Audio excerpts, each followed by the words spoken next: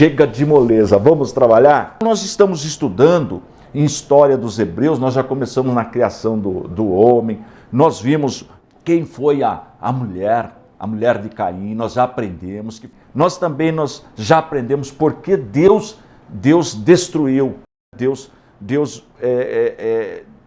determinou que Noé construísse uma arca e salvou só a família de Noé, porque só ele e a sua família foram salvos porque todos se corromperam.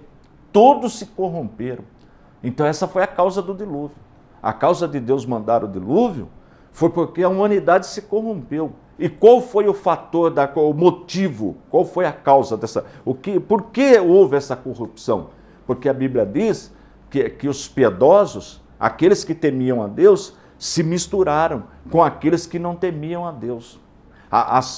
Os filhos de Deus, os filhos das famílias obedientes, se envolveram com as filhas daqueles que não obedeciam a Deus. Nós já aprendemos isso aí. E nesse envolvimento, a humanidade se corrompeu. A humanidade se corrompeu e Jesus fez um alerta sobre isso aí. Falou, olha, assim como foi, como aconteceu nos dias de Noé, comiam, bebiam, davam-se em casamento, né? Não estavam nem aí com as coisas de Deus, não estavam assim, será a minha vinda. Jesus deu um alerta, né? Jesus deu um alerta muito importante para nós que entendemos as coisas de Deus, que temos uma mente, a Bíblia fala que nós precisamos ter a mente de Cristo, para entender as coisas de Deus. Nós sabemos que o que aconteceu naquela época será bem parecido com a volta de Jesus. As pessoas não estão nem aí, misturando, virando aquela bagunça, ninguém entende mais nada, mas sempre tem gente piedosa, sempre tem aqueles que temem a Deus. Só Noé, nesse período, só Noé. Então nós lemos até o capítulo 6 de Gênesis, nós aprendemos toda a história de quem viveu antes do dilúvio. Você quer aprender como vivia o povo antes do dilúvio? Leia Gênesis do 1 ao 6. Você vai entender tudo. Só 6 capítulos e não vai demorar 1 hora. Em menos de 1 hora você lê 6 capítulos da Bíblia e você aprende tudo sobre como viviam os antediluvianos. Aqueles que viviam antes do dilúvio. Olha que assunto importante. Agora, quando chega no capítulo 6, Deus anuncia a destruição da humanidade e Noé vai entrar na arca e só a família dele se salva. São 8 pessoas. 8 pessoas. Noé, a sua esposa, os seus 3 filhos, Sem, Cã e Jafé. Sem, Cã e Jafé. E as respectivas esposas dos seus filhos vão se salvar das águas do dilúvio. Muito bem. Agora, quando a água termina, a chuva, a água vai baixando, até que ele parou no Monte Ararat, que fica ali bem na divisa ali na Armênia, né? Na Armênia que fica o Monte Ararat, ali pousou Noé, eles desceram e foram habitar de novo, ficaram habitando naquela região ali, na região chamada Mesopotâmia. Eu já ensinei. Meso significa meio, Potâmia, rio, no grego. Então, Mesopotâmia é uma palavra grega que quer dizer região entre rios. Que rios são esses? O rio Eufrates e o rio Tigre. E onde eles ficam? No Iraque. O Iraque fica no meio desses 2 rios. Sabia disso? O Iraque que a gente vê na televisão direto, é na Mesopotâmia. Ali que ficava a Babilônia, Babel, a Torre de Babel, é naquela região. Começaram a povoar. E Deus pediu para que eles povoassem a terra. Povoassem. Mas acontece um assunto muito importante para nós que estudamos teologia. Vai acontecer uma coisa que eles vão... Ao invés de obedecer a Deus, o homem é uma coisa complicada, a raça humana. Ao invés de fazer o que Deus determinou, não. Começa uma rebelião contra Deus. Vamos ler um texto da Bíblia? sobre a Torre de Babel. Muita gente já viu falar da Torre de Babel, não viu? Eu tenho certeza que você, independente da sua religião, alguém um dia comentou com você, ou você viu na televisão, ou leu sobre a Torre de Babel, que significa confusão, onde Deus confunde ali a língua, surgem as línguas. Porque até então, a humanidade falava uma única língua. Todo mundo falava a mesma língua. E neste período, vamos dizer assim, mais ou menos aí uns 100 anos, 100 anos, alguma coisa nesse sentido, um pouquinho mais, após o dilúvio, então eles já estão aumentando, porque são os 3 filhos de Noé que vão povoar o mundo. Os demais todos pereceram com as águas do dilúvio. Aprende isso daí. Toda a humanidade pereceu. Ainda que alguém queira ensinar que o dilúvio possa ter sido parcial, não atingiu o globo inteiro, mas uma coisa precisa ficar clara, que todos pereceram e só uma família se salvou, a família de Noé. Ainda que você não queira concordar com o dilúvio global, a gente até respeita a opinião dessa corrente teológica. Olha, o dilúvio, a água não precisou encher o planeta inteiro porque não tinha gente ainda no planeta. Ainda que você pense assim, nós respeitamos. Mas uma coisa você tem que concordar, que todos pereceram, exceto a família de Noé, tá bom? Então esse ponto é importante, guarda isso. Aí o que acontece? Eles vão povoar a terra. Eles vão começar a povoar a terra. E se você pegar o capítulo 10 de Gênesis, aí você pode pegar aí na sua Bíblia o capítulo 10, você vai ver no capítulo 10 a tabela das nações. No capítulo 10, se você pegar aqui, ó, você vai ver os descendentes de Noé, que vão povoar a terra. E quando chega no versículo 8 do capítulo 10, diz assim o texto: E Cuxi gerou a Nimrod. Este começou a ser poderoso na terra, e este foi poderoso caçador diante da face do Senhor. Por isso se diz, como Nimrod, poderoso caçador diante do Senhor. Olha esse personagem, Nimrod, ele surge aí no capítulo 10. Né? Ele surge aí, descendente de Cã. Descendente de Cã. E se você continuar lendo, vai ver que ele fundou, olha, eu li o capítulo 10, né? Olha o versículo 10 do capítulo 10. E o princípio do seu reino foi Babel. Olha aí Babel, lembra da Torre de Babel, que vem Babilônia? Então, edificou a Nínive, olha Nínive aí também, não, ele edificou Babel, Ereque, Acade e Cauné, na terra de Sinar, que é ali na terra da Babilônia, aquela região. Depois ele percorreu mais ou menos 400 quilômetros, para o norte, e fundou Nínive, que depois vai ser a capital da Síria. Assur foi a capital da Síria e Nínive também. Nínive, Reboteir, Calá e Rezém. Ele fez o quê? Fundou a cidade de Babel, mais 3 cidades em torno da cidade de Babel. Depois ele subiu aproximadamente 400 quilômetros e fundou mais 3 cidades. Então a Bíblia fala que este era o reino dele. Então ele era um grande, ele era poderoso. Agora, segundo os escritos da Babilônia, o paganismo, as histórias antigas, segundo as histórias antigas que a gente encontra em livros por aí, e os pesquisadores também já demonstraram, ele foi o primeiro homem a dominar o cavalo. O primeiro homem a domesticar, a dominar o cavalo para caça, segundo a história da Babilônia.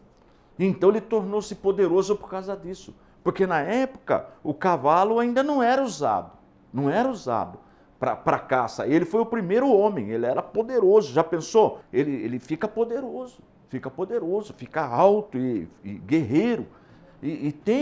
Foi encontrado sinetes, plaquinhas na Babilônia, mostrando Nimrod num cavalo caçando leão.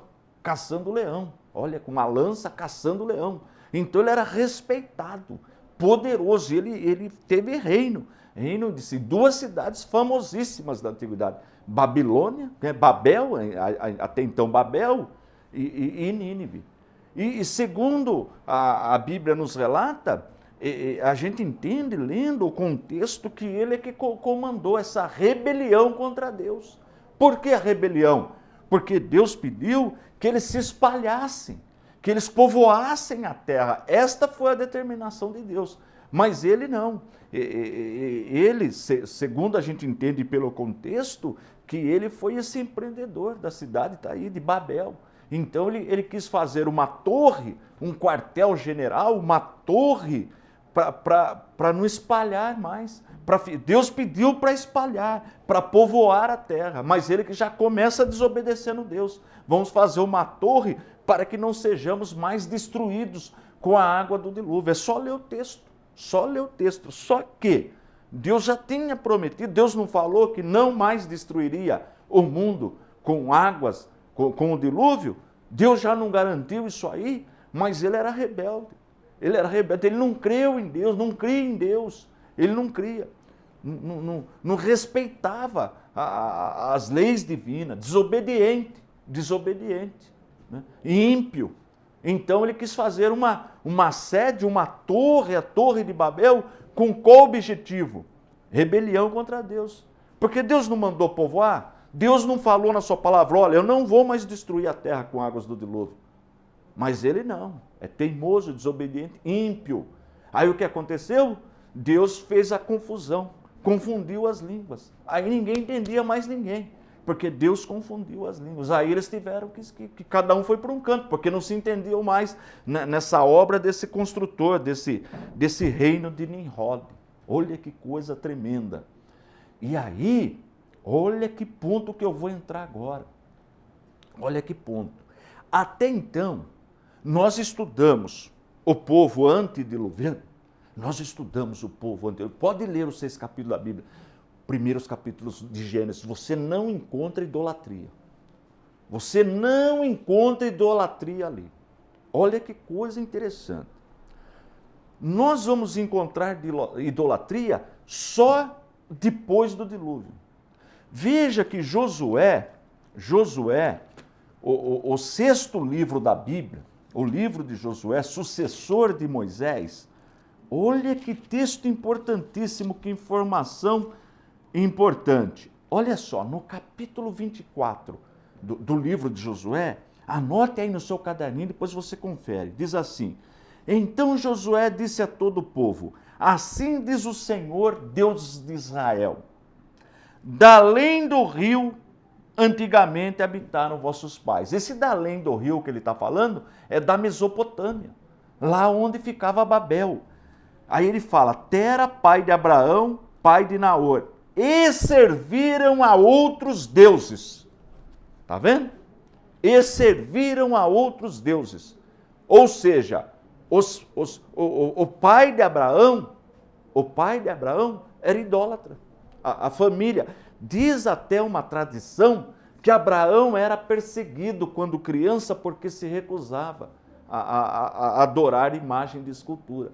O que a história da Babilônia traz para a gente, da Babilônia, essa história antiga, que quando morreu Nimrod, quando esse poderoso caçador morreu, eles adoravam essa pessoa, que fizeram uma imagem de escultura dele, do Nimrod, uma imagem de escultura, uma imagem. E passaram a adorar essa imagem de escultura, passaram a adorar. Então, o que nós aprendemos nesse ponto? Que a idolatria surge exatamente aí. Que o povo que viveu antes do dilúvio não era idólatras. Eles eram pecadores, mas não praticavam idolatria. Eu gosto muito dessa matéria e eu acho que você está gostando também, porque até aprende cada coisa, tudo importante para a nossa vida espiritual, para o nosso crescimento, porque a nossa religião, o cristianismo, ele é histórico. Tem começo, meio e terá fim. Não é uma coisa inventada, está tudo documentado nas Sagradas Escrituras e a ciência confirma tudo também. Tá?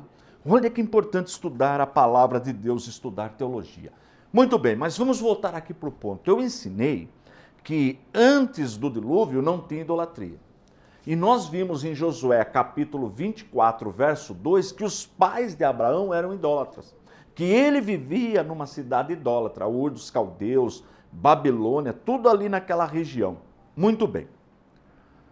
Eu ensinei também que Nimrod fez uma rebelião contra Deus. A Torre de Babel é uma rebelião contra Deus. Porque Deus pediu para que a humanidade se espalhasse, que povoasse a terra, que era o plano, sempre foi o plano de Deus, mas ele fez uma rebelião, ele quis construir um quartel-general, uma torre, para que não fosse mais destruído com as águas do dilúvio. Só que Deus já prometeu que não ia mais destruir dessa forma a humanidade, mas é um homem que não obedece a Deus.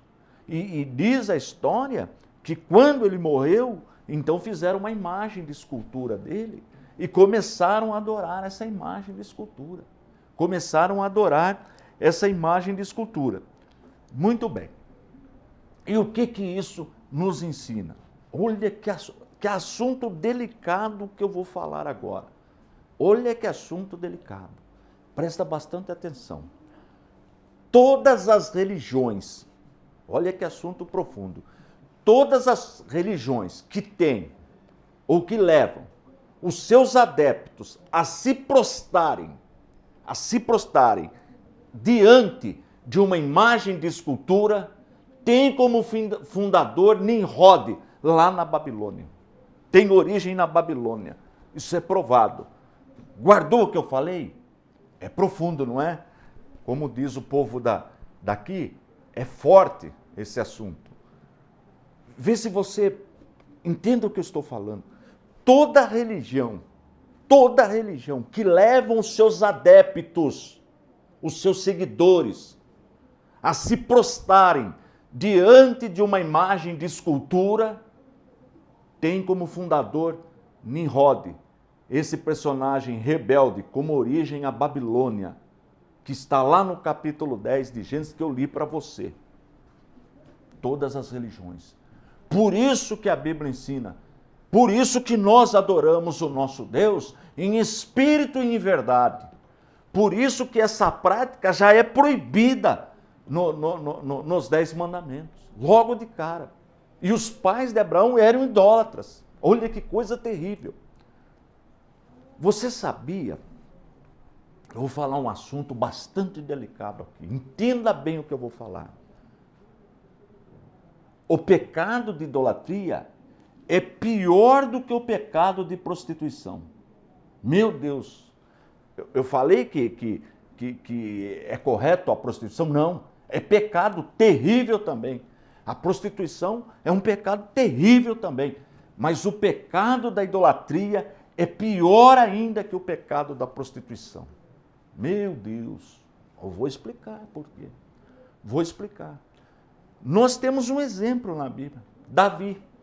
Davi, ele cometeu um adultério, pecado terrível. Acabou ainda, a pessoa cometeu até um assassinato, coisa terrível, mais terrível ainda. Davi fez isso daí. Mas ele continuou temendo a Deus. O Salmo 51 da Bíblia, leia o Salmo 51 da Bíblia, mostra o arrependimento de Davi.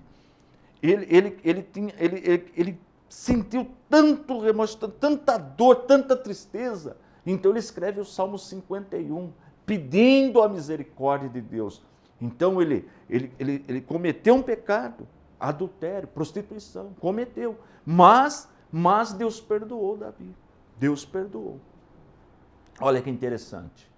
Agora, Salomão, a Bíblia diz que Salomão se envolveu, olha, está no primeiro livro de Reis, no capítulo 12, que vai falar sobre, no capítulo 11, que fala sobre, deixa eu ver, no 11, não, no 12 mesmo, no final do 11, que vai falar da morte de Salomão, olha só, vai falar que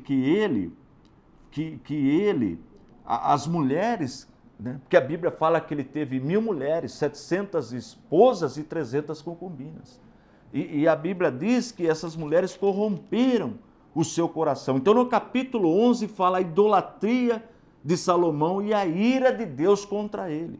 Fala que ele sacrificou aos deuses dos Amonitas, o Deus dos Amonitas, que sacrificou no verso 7.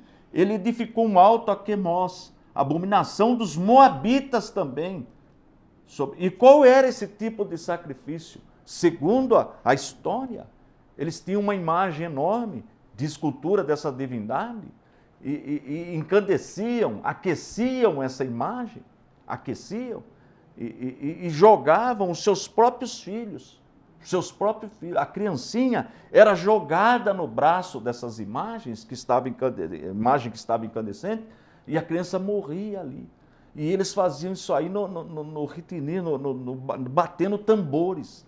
Essa era a abominação dos Moabitas. E a Bíblia diz que Salomão participou desse tipo de culto. Por isso que Deus pediu para exterminar esse povo. A abominação dos Moabitas, dos Amonitas. E surge com o quê? Com a idolatria. Então veja, por que o pecado da idolatria, a prostituição é terrível, mas o pecado da idolatria é pior ainda do que a prostituição. Porque a pessoa deixa de servir o Deus vivo, deixa de adorar o Deus vivo e vai adorar um Deus morto, um Deus cego, uma imagem de escultura que não pode fazer nada por ela.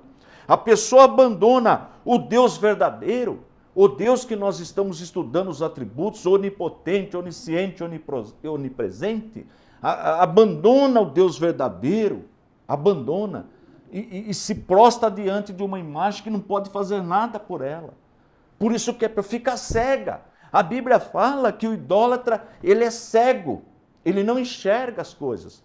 Então veja, Davi pecou, é verdade, caiu num pecado terrível, mas continuou pedindo misericórdia de Deus e alcançou, pagou um preço alto, porque o que o homem planta, ele colhe, é a lei da semeadura, pagou um preço alto, mas Deus teve misericórdia dele. E Salomão, como é que nós vamos saber o que aconteceu com ele?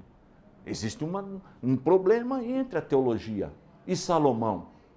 A Bíblia relata nos últimos textos que ele foi servir a idolatria. O texto é claro. Nós não sabemos e nem julgaremos. Davi nós sabemos que buscou a Deus. E ele, qual foi o fim dele? Não sabemos. Então, se você é envolvido com idolatria, para com isso. Adore o Deus vivo, o Deus verdadeiro, e Ele vai falar contigo, e Ele vai ouvir a sua voz, e Ele vai ajudá-lo. Olha que coisa maravilhosa. Na próxima aula, nós vamos estudar os patriarcas. Aí nós já vamos entrar na família patriarcal, porque a Bíblia, a partir do capítulo 12 do livro de Gênesis, era para agora de tratar da humanidade como um todo e passa a tratar da família patriarcal. Então nós vamos começar a ver o embrião, o surgimento da nação de Israel. Não vai perder a próxima aula, tá bom?